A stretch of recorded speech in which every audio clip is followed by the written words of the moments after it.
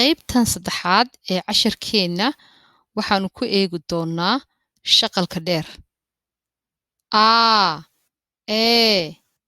ii oo uu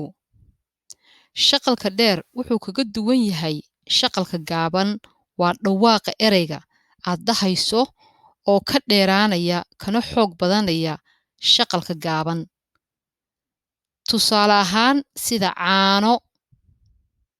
waxa weeyaan waa ca aa na o caano caano shaqalkii dheeraa oo labadii a baa xoog badanaya waa caano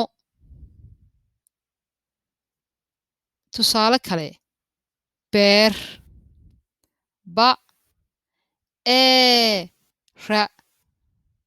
beer liin la ii na liin loox la oo xa loox suugo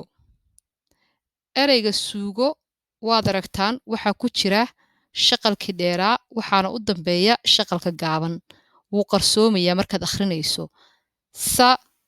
uu ga o suugo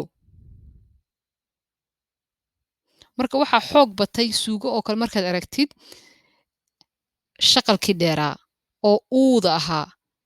o'dii iyadoo yar bay qarsoomaysaa suugo casharadeenna dambe ayaan si fiican uga baran doonnaa ereyada shaqalada dhaadheer iyo kuwa gaagaaban laakiin hadda waxaan dib ugu noqon doonnaa shibanayaasha iyo erey samaynta